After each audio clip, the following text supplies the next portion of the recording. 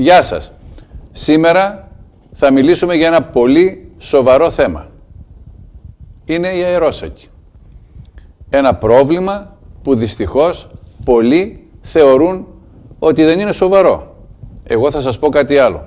Αν οδηγείτε αυτοκίνητο με αερόσακο, καλό θα ήταν να φορέσετε τη ζώνη ασφαλείας. Γιατί σε μία σύγκρουση με 50 χιλιόμετρα, να είστε σίγουροι ότι θα τραυματιστείτε πολύ πιο άσχημα από το να φοράτε τη ζώνη ασφαλείας.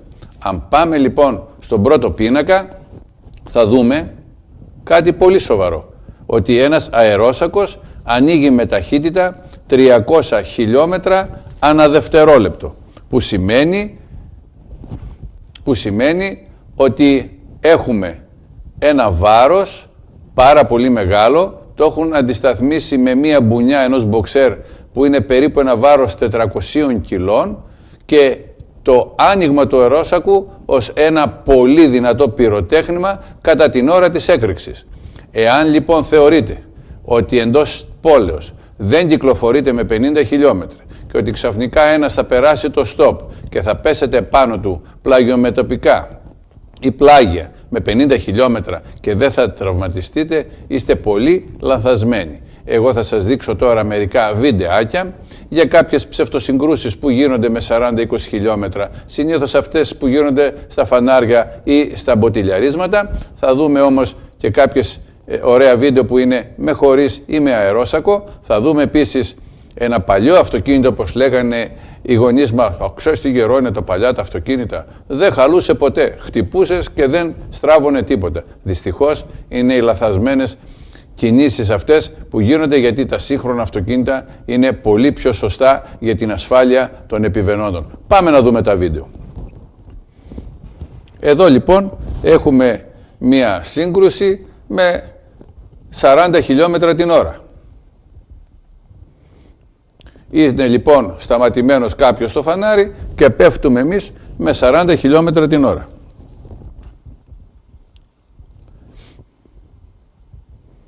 Αυτό λοιπόν είναι το αποτέλεσμα. Πιθανόν να μην τραυματιστούμε, γιατί τα 40 χιλιόμετρα είναι μέσα στο όριο, απλώς μπορεί να χτυπήσουμε το κεφάλι μας στο τιμόνι, εάν δεν φοράμε τη ζώνη ασφαλείας. Και αυτό γιατί σε ορισμένα χιλιόμετρα οι αερόσακοι δεν ανοίγουν και θα το διαπιστώσουμε βλέποντας τους πίνακες στο τέλος.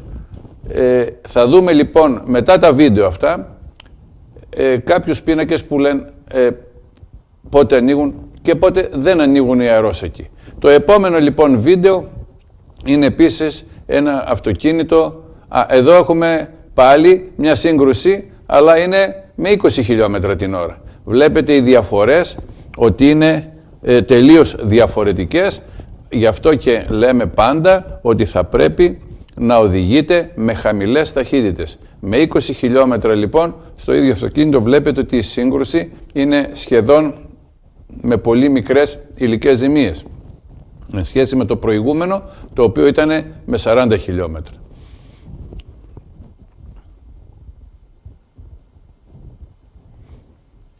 Γι' αυτό λοιπόν θα πρέπει να κρατάμε αποστάσεις, να μην μιλάμε στο κινητό, για να μπορούμε έστω και αυτές τις συγκρούσεις να τις αποφεύγουμε.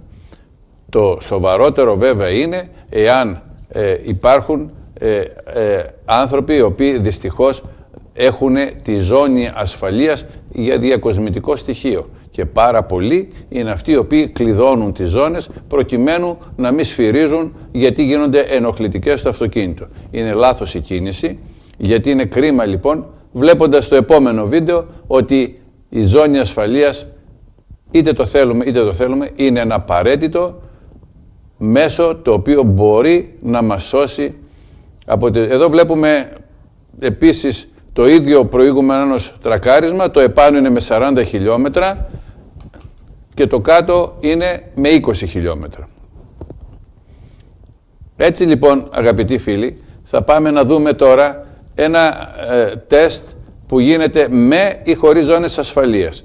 Αν πάμε λοιπόν στο επόμενο βίντεο θα δείτε ότι πράγματι η ζώνη ασφαλείας, που την επαναλαμβάνουμε πάρα πολλές φορές, είναι ένα μέσο πολύ δυνατής συγκράτησης, γιατί αλλιώς αν ανοίξει ο αερόσακος, δυστυχώς θα σας κάνει πολύ μεγάλη ζημιά.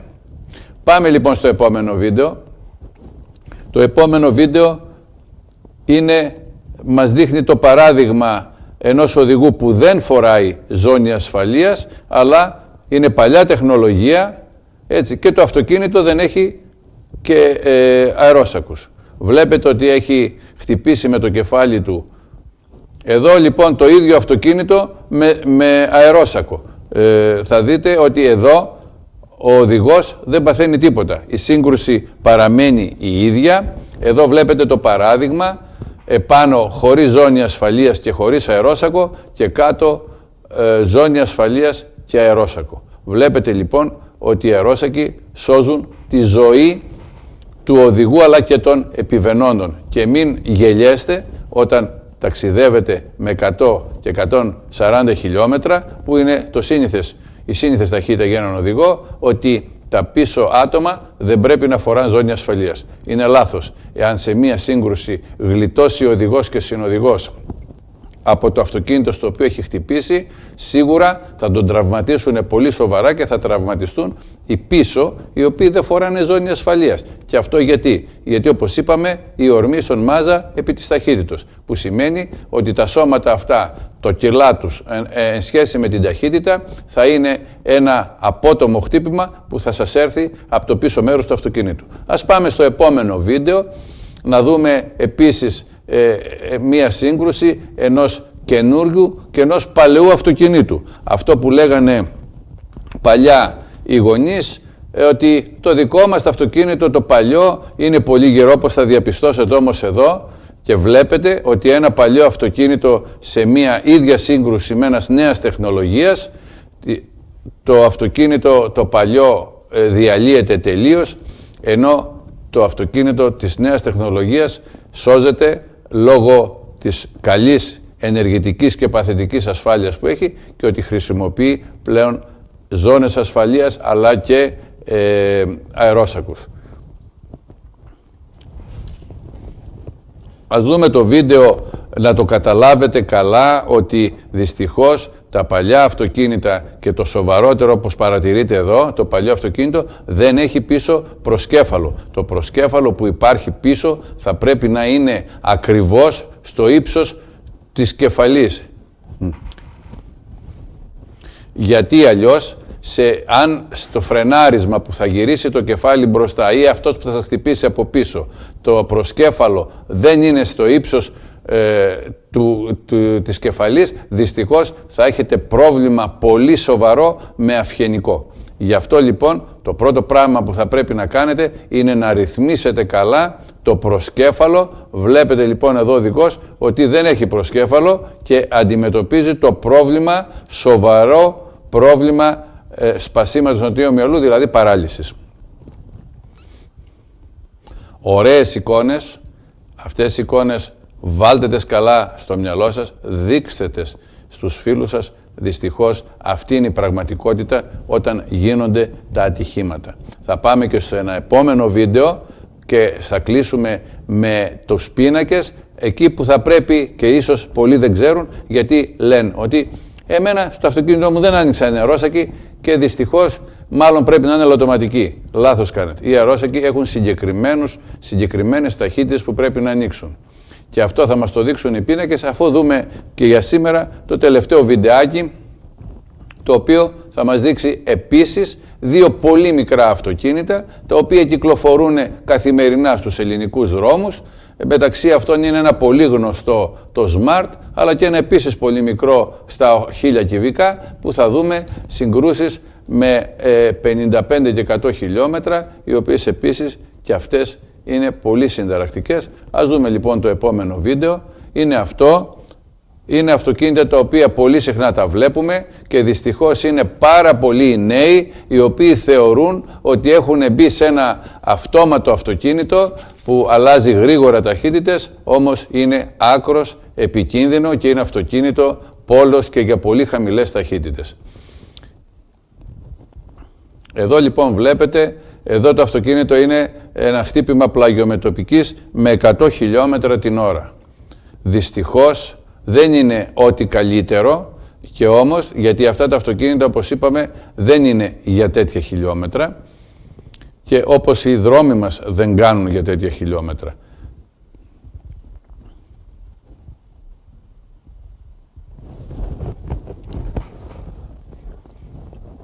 Αν δούμε και τη συνέχεια από το βίντεο, θα διαπιστώσουμε ότι ακόμα και ένα λίγο μεγαλύτερο αυτοκίνητο από αυτό επίσης έχει το ίδιο σοβαρό πρόβλημα. Είναι ένα επίσης κλασικό αυτοκίνητο που κυκλοφορεί σε ελληνικούς δρόμους, σε μέγεθος.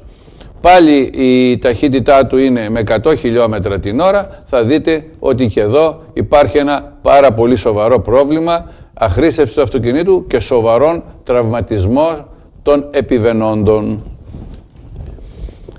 Πάμε λοιπόν έτσι, βλέποντας όλα αυτά, θα πρέπει να μάθουμε, εν πάση περιπτώσει, πότε ανοίγουν οι αερόσακοι μας. Ας πάμε λοιπόν στον επόμενο πίνακα για να δούμε πότε ανοίγουν οι αερόσακοι. Αλλά θα δούμε επίσης και πότε δεν ανοίγουν. Πάμε λοιπόν να δούμε πότε ανοίγουν οι αερόσακοι μας. Όπως βλέπετε, οι αερόσακοι ανοίγουν σε μετωπική με σταθερό εμπόδιο μόνο πάνω από 20 χιλιόμετρα την ώρα. Σε κολόνες πάνω από 30 χιλιόμετρα την ώρα. Σε σύγκρουση με ίδια κατηγορία αυτοκινήτου χρειάζεται πάνω από 40 έως 50 χιλιόμετρα. Σε πλαγιομετωπική με ίδια κατηγορία αυτοκινήτου πάνω από 50 έως 60 χιλιόμετρα. Και πάντα σε ένα εύρος, πάντα σε 30 μοίρες από το κέντρο του αυτοκινήτου. Όπως λοιπόν βλέπετε, δυστυχώς οι αερόσακοι δεν ανοίγουν πάντα. Άρα λοιπόν τι λέμε, έχουμε σαν βασικό μέτρο στήριξης και για μη τραυματισμό του οδηγού ή του συνοδηγού, ακόμα και των πίσω επιβαινόντων, τη ζώνη ασφαλείας. Πάμε λοιπόν να δούμε την επόμενη κάρτα που μας λέει πότε δεν ανοίγουν οι αερόσακοι. Λοιπόν, οι αερόσακοι δεν ανοίγουν με λίγα χιλιόμετρα. Σε μη μετωπικές συγκρούσεις, σε πλαγιομετωπικές, σε οπισθομετωπικές, σε πλευρικές και σε ανατροπές. Δηλαδή υπάρχουν πάρα πολλές κατηγορίες που δεν ανοίγουν οι αερόσακοι. Και αν πάμε επίσης στην επόμενη κάρτα, κλείνοντας βέβαια τη σημερινή μας εκπομπή, θα διαπιστώσουμε ότι το κύριο μέτρο συγκράτησης, το μέσο, είναι οι ζώνες ασφαλείας. Γιατί? Αν αρκεστούμε μόνο στους αερόσακους χωρίς να φοράμε τη ζώνη μας μέσα στο αυτοκίνητο, έχουμε πιθανότητες να μην τραυματιστούμε 18%. Αν φοράμε μόνο ζώνες ασφαλείας, 42% είναι για αυτοκίνητα παλιάς τεχνολογίας που δεν έχουν αερόσακους, αλλά αν φοράμε ζώνες και αερόσακο και έχει το αυτοκίνητο αερόσακους, έχουμε πιθανότητες 49% να μην τραυματιστούμε. Αυτά, αγαπητοί μου φίλοι και φίλες, και το πρώτο πράγμα που πρέπει να κάνετε, όπως θα διαπιστώσατε από σήμερα, η πρώτη μας δουλειά μπαίνοντας στο αυτοκίνητο, ακόμα και σταματημένο όταν είναι, θα πρέπει να φορέσουμε πρώτα τη ζώνη ασφαλείας. Γιατί και σταματημένη μπορεί να έρθει κάποιος με 100 χιλιόμετρα αφηρημένος και να πέσει επάνω μας. Είναι το ίδιο πράγμα σαν να οδηγείτε με 100 χιλιόμετρα. Γεια σας.